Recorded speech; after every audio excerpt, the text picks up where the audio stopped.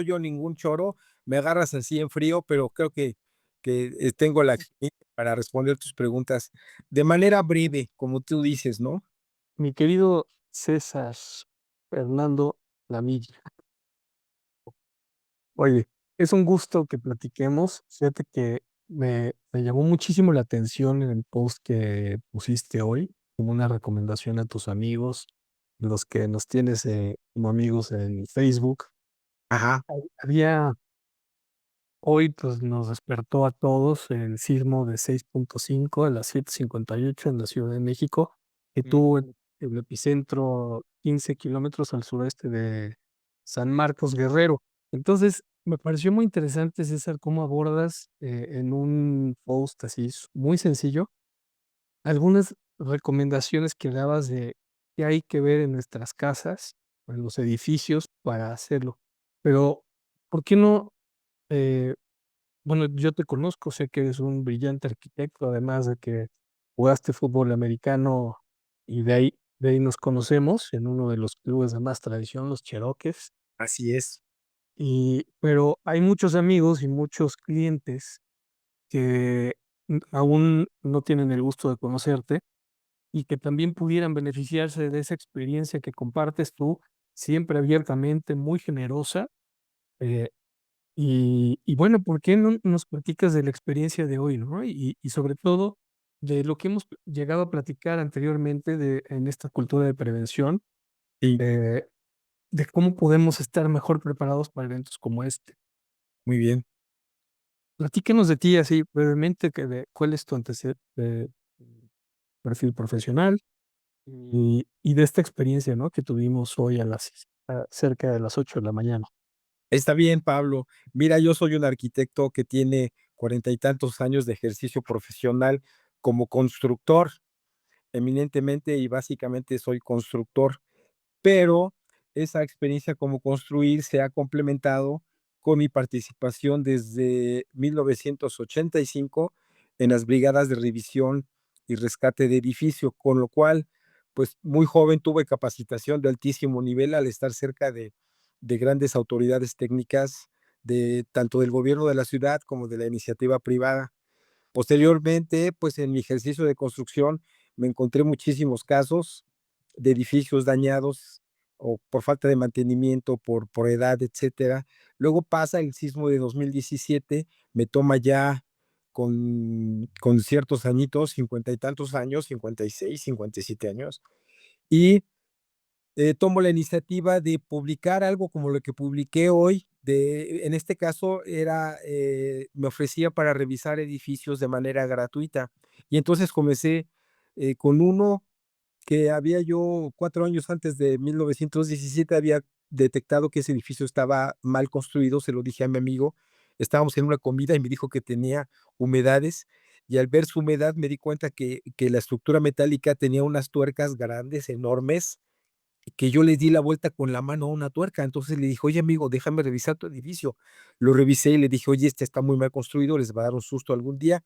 4 años después, era el 2017, y ese edificio fue la pauta que me permitió, de boca en boca, comenzar a revisar casi 70 edificios de manera personal, sin cobrar, y rescatando 3 o 4 edificios que tenían código de demolición, y con la suerte de también de que me contrataron para reestructurar algunos que después, pues, quedaron en buenas condiciones.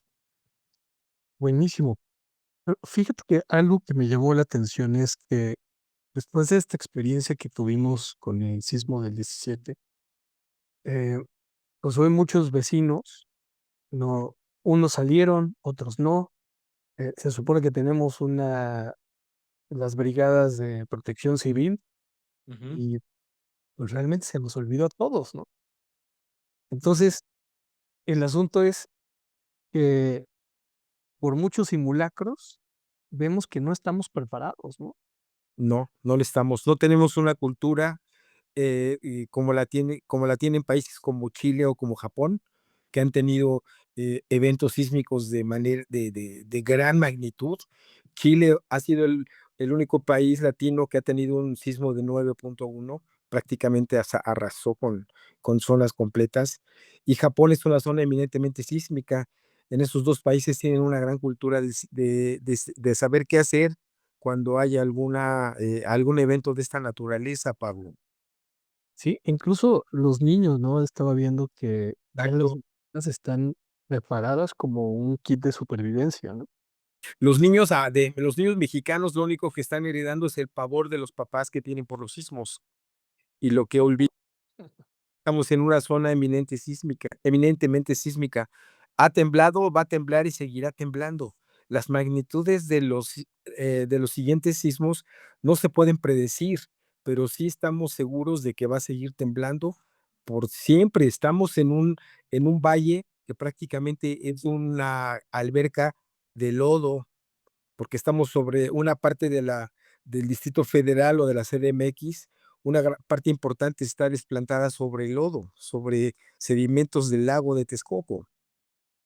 Vaya, y además nos despertó también la sorpresa de esta innovación de la alarma sísmica en los celulares, ¿no? La alerta presidencial. Pero Terror, fuera de todo eso, terrorífica. eso causó yo creo que más impacto que el Exac propio sismo, ¿no? Sí, así Pero es. platícanos un poco de estas recomendaciones de las personas que puedan compartir el mensaje y esta pequeña charla que tenemos. Ujú. Ahorita, por ejemplo, mi casa, es un edificio de 7 pisos y 2 sótanos, Ajá, y mi departamento está en la planta baja. ajá. Y muy fuerte el temblor, se movió muchísimo, crujió el edificio, se movió, Sí, pero realmente no detecté que se hubiera cuarteado algo, o tal vez una pequeña fisura, nada más. Pero yo creo que también habría que ver, con toda esta experiencia que tienes, qué deberíamos de fijarnos o cuáles serían las señales de alerta como para tener una inspección. Y si fuera el caso, pues también dar que nos des tus recomendaciones, ya sea que estén en una planta, en un edificio, o en una casa o en un departamento, ¿no? ¿Qué es okey. lo que deberíamos de ver? Por ejemplo, estar pendientes que nos llamen la atención, como la banderita roja, decir: "Oye, aquí hay que revisarlo". Okey. Pues mira, parte de la mala praxis de las acciones en sismos por parte de la población en general, obedece a una desinformación acerca de lo que realmente se puede hacer con los sismos. Y el primer paso a seguir es el educativo, es informar y capacitar a adultos y a niños sobre el tema que vuelvo a repetirte, estamos en una zona sísmica donde va a temblar y va a seguir temblando. Entonces, un evento como el de hoy, como el del 2017, como el de 1985, son eventos que nada más tienen que poner en juego nuestra capacidad de reacción en base a algo que ya hayamos aprendido. Entonces, el primer punto es la información acerca de lo que es un sismo, de dónde estamos viviendo en una zona sísmica, del edificio que estamos habitando, ya sea un edificio de 3, 10, 20, 30 niveles, o de una casa habitación, de una planta, 2 plantas o 3 plantas, y si la casa o inmueble que habitamos, un inmueble comercial, unos locales en una plaza, etcétera, si han sufrido modificaciones en su estructura, producto de alguna remodelación o alguna intervención hecha por gente que debió haber sido experta. Entonces, la información es el primer paso. El segundo paso es la prevención en muchísimos aspectos que van desde juntar tus papeles para poder sacarlos en un momento de mucha premura y el de suscribir un seguro para tu inmueble. Hasta donde yo sé, tú y yo lo hemos platicado, el invertir en una póliza de seguro para una casa, para un edificio de condominios, no resulta tan oneroso como pudiera parecer. Realmente resulta bastante más económico que después del sismo tratar de buscar apoyo gubernamental, recursos de los fondos de desastres y conseguir un contratista, conseguir alguien que se haga cargo de arreglar el edificio. Y entonces la mejor manera de prevenir es estar informado y tener un seguro, porque el informarte es, sabes qué es un sismo, qué puede pasar y qué tienes que hacer. Y cuando tú tienes un seguro, en el caso de que tu inmueble tenga daños menores a mayores, la aseguradora va a responderte de una manera más rápida. Mi experiencia en los sismos de 1985 es que las autoridades fueron totalmente rebasadas por el volumen de edificios dañados. Entonces, a mí me tocó ir por la calle, encontrando gente sentada en las banquetas sin saber qué hacer, no tenían atención psicológica, no tenían atención social, no tenían atención técnica ni legal, no tenían asesoría de ningún tipo. Entonces, yo me convertí en el 1917 en asesor, en psicólogo, en revisor, y al final de cuentas, la gente, antes de proceder a decidir qué va a pasar con su inmueble dañado, lo que requieren es un punto de vista de alguien que tenga experiencia o que cuando menos les transmita esa tranquilidad y esa certeza de que la persona que los está atendiendo sabe de qué está hablando, porque en el 2017 se dieron casos de que Protección Civil y muchas entidades del gobierno, colegios de arquitectos, de ingenieros, etcétera, mandaron gente en las brigadas para revisar los edificios, pero en boca de muchos afectados llegaban y en 5 minutos decían: "Este edificio hay que demolerlo", y en otros 5 minutos decían: "Este edificio sí se salva, este no se salva", cuando una revisión más a fondo del edificio, pues, primero conlleva más tiempo, y en segundo, se tiene que hacer con gente mucho más experimentada. A veces las cuadrillas las conformaban jóvenes que a todas luces, pues, no tienen la experiencia necesaria como para determinar si un edificio está dañado, el nivel del daño y sobre todo si el edificio se puede rescatar. Bu por ejemplo, un poco más aterrizado hacia nosotros, las personas comunes y corrientes que estamos, en la casa, en el departamento, en el trabajo. Ajá. Ya cuando está ocurriendo el sismo y todo esto, normalmente uno se repliega, se va a la zona de seguridad. Mm, Después, cuando se considera o ves que es prudente la evacuación, se realiza la evacuación del edificio y después se hace la concentración, se hace el conteo de las personas normalmente, que esos son como los protocolos, ¿no? Los que pueden evacuar el edificio así lo hacen, ujú. y después viene una pequeña revisión de algún experto, y cuando se considera que es seguro, normalmente se regresa a al edificio, ¿no? A las labores o a las actividades normales. Así es. Pero, por ejemplo, ya sucedió este sismo que afortunadamente no hubo daños reportados graves, tampoco hubo bajas, ¿no?, de personas. Y, pero, ¿qué en nuestra casa qué deberíamos de revisar? Así, ¿cuáles son los puntos como concretos, así que nos pudieras compartir, decir, aquí, por ejemplo, pudiera haber un daño, ¿no? Ujú. Mira, compartiendo del punto que desarrollamos anteriormente sobre la información y la prevención, lo importante es que cuando tú construyes una casa, compras un departamento o rentas un inmueble de cualquier tipo, un edificio, un departamento en un doceavo piso, una casa de 2, 3 niveles, lo importante es que antes de que la compres, si ya está construida, inviertas en contratar a un experto para que te acompañe y te diga de origen si esa construcción está en buenas condiciones estructurales.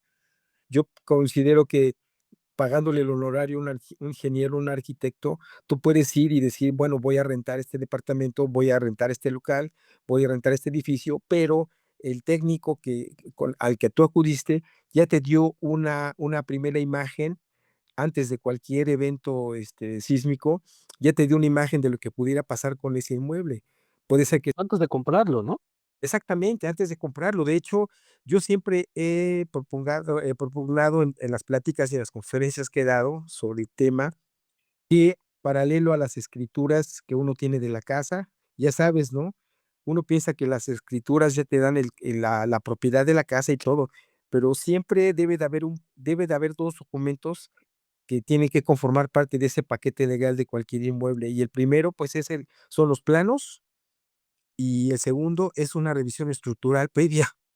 O si tú estás haciendo tu construcción nueva, que tú hayas invertido en un ingeniero que haga los cálculos para que tengas tú los planos, la memoria de cálculo estructural y los planos estructurales que avalen que la obra que se realizó fue mediante un cálculo y una construcción bien supervisada, porque mucha gente se quiere ahorrar el pago de un arquitecto, contratan a un maestro de obras y bueno, los maestros tienen cierta pericia, pero siempre, siempre se requiere la supervisión y siempre se requiere la opinión de un experto. Entonces, al final de todo esto, lo más importante está en que tú tengas la certeza de que el inmueble que habitas tiene un nivel de seguridad que ya fue revisado previamente a un sismo.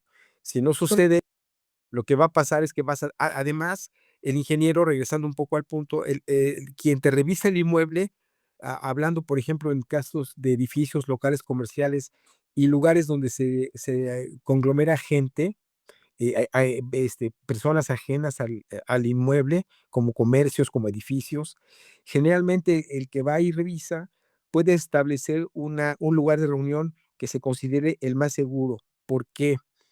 Porque fíjate que ahora que estaba yo viendo las noticias, hay una información sobre un señor que al ir bajando apresuradamente la escalera de un edificio, aquí en las calles de Obrero Mundial y 5 de Febrero, el señor resbaló, cayó y se murió.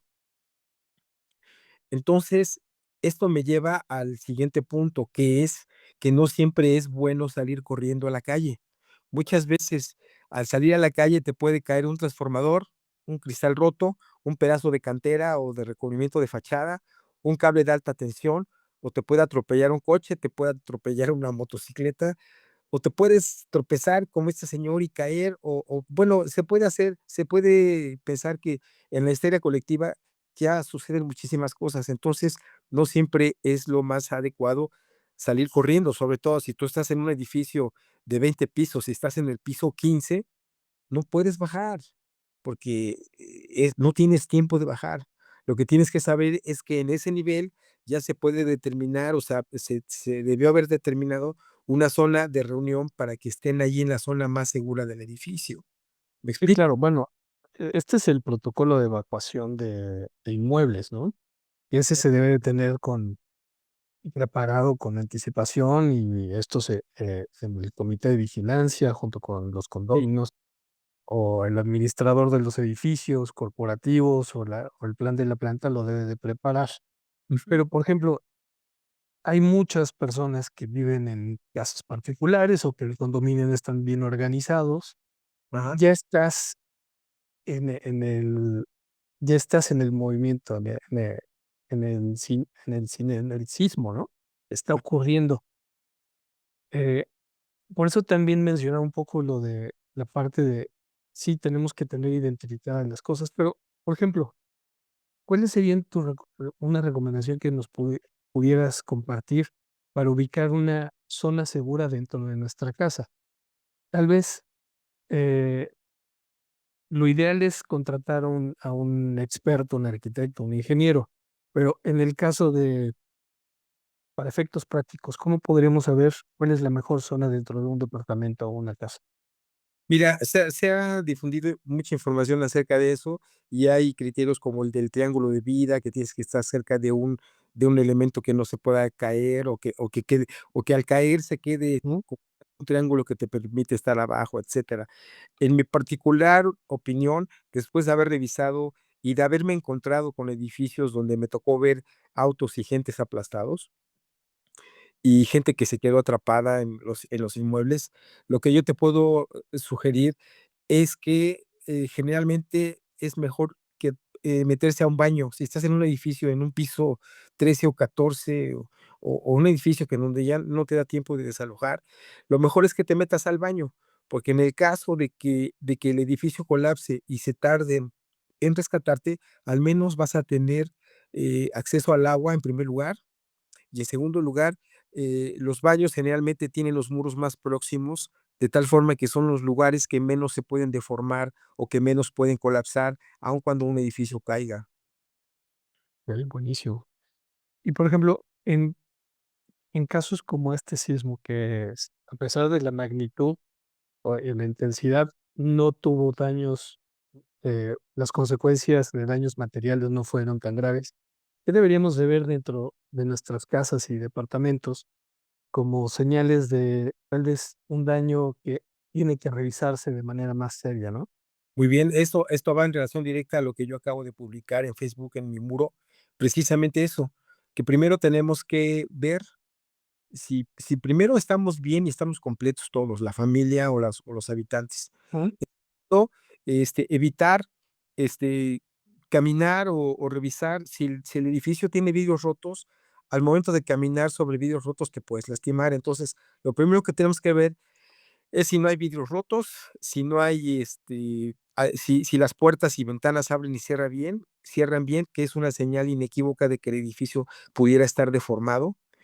Y, tercero, buscar grietas o fisuras, que a lo mejor algunos edificios por su edad ya las tienen, pero en esas mismas grietas, cuando se vuelve a solicitar que el edificio se flexione o se deforme por sismo, generalmente van a desprender acabado, un recubrimiento, algo de polvo, pedazos de pintura. Entonces, tenemos que ver si hay pedazos de pintura, si hay pedazos de yeso, si se cayó algún recubrimiento, porque eso nos va a indicar que la deformación estuvo bastante fuerte. Y por último, sería el ver si no hay fugas de agua, tanto en baño como en cocina, para que y gas, por supuesto, para que en la primera oportunidad que se tenga, se tienen que cerrar las llaves de acceso de líquidos y de gas para evitar que posterior al sismo haya alguna otra, eventualidad como una explosión. Okey. O sea, por ejemplo, tú sugerirías, este cierre de llaves, Sí, por ejemplo, de gas. sí. Si decidiste quedarte en tu departamento, lo primero que hacer es cerrar llaves de agua y de gas. Y como te dije, guarecerte en el baño, ya pasó el sismo, lo que tienes que hacer saliendo es revisar primero que puedas circular de manera, de Ujú. ah, y en segundo, empezar a revisar puertas y ventanas que abran y cierren bien, revisar si hay fisuras, tomarles fotografías y, proceder en todo caso ya ahora sí, si el edificio está muy dañado, proceder a desalojarlo o evacuarlo o a moverte a las zonas de emergencia. Mm, es un poco ambiguo lo que te digo, pero está temblando, córrele a la zona de reunión de emergencia, ¿no? Pero ya dejó de temblar, tienes que regresar a tu departamento, si no te dio tiempo de cerrar las llaves, cerrar gas, cerrar agua, todo, todo, todo, incluso bajar los switches de luz todo, o sea, dejar el departamento sin abasto de energía, de gas y de agua para que no haya fugas que en un momento dado pudieran, derivar en daños mayores. Si el daño es menor, únicamente tienes que consignar en una libreta, hay una fisura en la recámara, hay otra acá, y ya posteriormente vendrá un experto y con los planos en la mano o con un levantamiento que haga físico, el experto va a ubicar las columnas de mayor carga, los muros de carga, las zonas de conflicto estructural donde hay cambio de forma, donde hay volados, etcétera, y él va a ubicar, porque si hay daños en esas zonas, implica que entonces la estructura está en un proceso de debilitamiento. Buenísimo, qué interesante. Oye, mi querido César, arquitecto, ¿y dónde te pueden localizar las personas si quienes estuvieran interesados en algún momento en hacer una revisión de sus inmuebles Ujú, o de tener alguna asesoría contigo? ¿Cómo te ujú. puedo localizar? Mira, podemos ahondar la información. Yo tengo unas redes sociales que son César Fernando Alamilla Cervantes. Estoy en Instagram, estoy en Facebook, estoy incluso en YouTube y estoy en TikTok, donde de repente subo publicaciones precisamente con consejos y reflexiones, principalmente sobre que estamos en una zona súper sísmica y que siempre tenemos que estar conscientes de que cualquier día puede temblar. Entonces, y tenemos que tener ciertos protocolos cada familia o cada habitante, ciertos protocolos de qué hacer en caso de sismo. Y van desde tener un short a la mano para que no salgas en chones, hasta tener tus papeles en la mano y tener los planos de tu casa. Si no tienes, hay que invertir en que alguien haga un levantamiento y haga los planos, porque es importante. Los planos de una casa, cuando se revisa después de estar dañada, son la radiografía de la casa. Entonces, uno, sin los planos, pues está uno especulando. En cambio, con los planos, uno sabe dónde están los muros de carga, las columnas que tienen mayor carga, y uno va a saber perfectamente el grado o el nivel de daño que pudiera tener un inmueble. Y por ca Eso, ¿no? buenísimo. Y también, el tema yo creo que es hacer nuestro plan de emergencia, Sí. tener la mochila de seguridad y un Y botiquín, ¿no? Médico. y la Y póliza por de supuesto, un seguro de una póliza de seguro, porque aseguramos el coche, aseguramos nuestros celulares, aseguramos cosas que realmente es lo primero que se va a dañar cuando un edificio colapsa. Entonces, es importante que tengamos los inmuebles asegurados. Sé de buena fuente que eres tú, que los costos son bastante accesibles, incluso en edificios que son varios departamentos, pues el costo se prorratea entre todos los inquilinos, ¿no? Supongo yo. sí, Entonces, el seguro de un departamento, eh, tal vez de 2, 3 millones de pesos, exacto. cerca de 7,000 pesos, lo mismo que te costaría asegurar un automóvil de 300,000 pesos, ¿no? Justo así, exactamente. Pero estás asegurando 10 veces más. Ujú. Y tiene otro tipo de coberturas que con mucho gusto podremos platicar. Si quieren una asesoría, pues nada más la solicitan y agendamos una llamada. Entonces, oye, mi querido César, pues te agradezco mucho el tiempo que le dedicaste, que nos dedicaste y ojalá podamos compartir esta cultura de prevención con más personas y platicamos, seguimos platicando, ¿no? Claro que sí. Pablo, déjame, antes de cerrar, esta interesante entrevista, déjame decirte algo. En el 1985 y 2017, la atención a los damnificados llegó a durar hasta 5 años, 10 años.